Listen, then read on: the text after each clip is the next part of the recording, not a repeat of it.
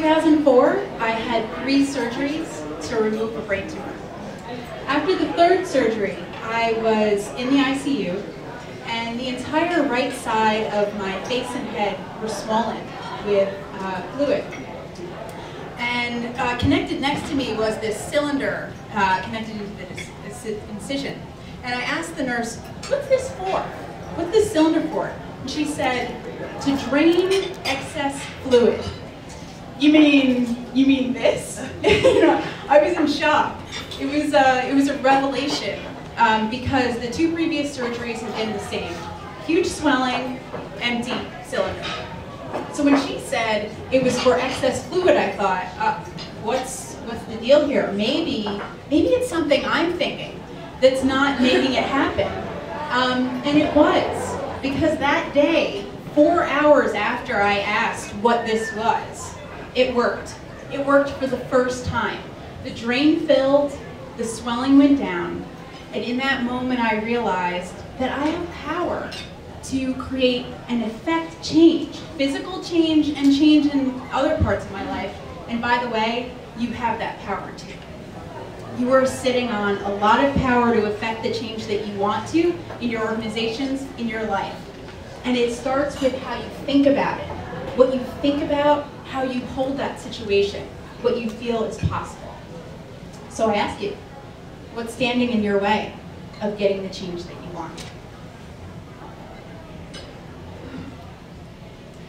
What I know for sure is that more is possible than you can even imagine. You know, sitting in that hospital room, I was pretty focused on getting the hell out of there. So, pardon me. I was really focused on getting out of there. And I was thinking pretty small. I was thinking moment to moment. And I wouldn't be surprised if a lot of you are thinking the same way. Incremental change. Small pieces leading to big. What I didn't realize is that this little drain would allow an introvert like me to be talking to you today as a speaker. Huge, way bigger than I ever imagined in my life. And the same is possible for you if you see what's beyond. The other thing I learned is to focus on what you want as opposed to how it's going to look. Now, most of us have have had this plan that they wanted to live by, you know, like married by 30, 2 kids and an Audi by 35. Maybe that was my wish. But prediction for suckers. If you are living by this plan of how things are going to look and how they're going to come together, you're going to be disappointed. For instance, I just wanted to be healthy. That's what I wanted.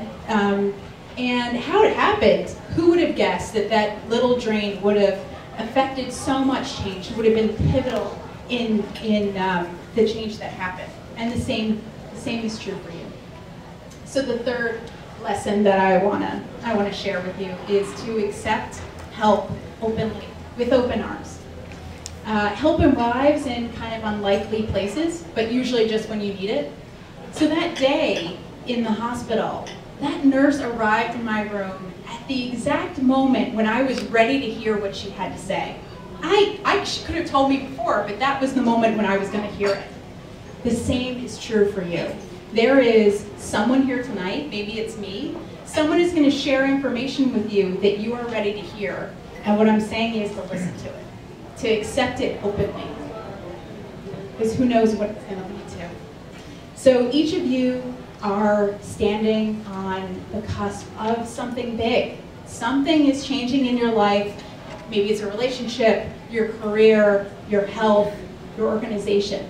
What's standing in your way from going after it? I know that more is possible if you trust that it is. I know that focusing on what instead of how something's going to happen will go far, and accepting help is going to lead to good things. The last thing I want to say is that you all in the room are going through something big right now. Why not support each other? Why not listen to what we have to say? Why not, be there? Be that support we need. So I'm a life coach, and I work with individuals about creating the change that they want in their lives. And I want you to each to consider tonight that I'm on your team, and we're in this together. Thank you.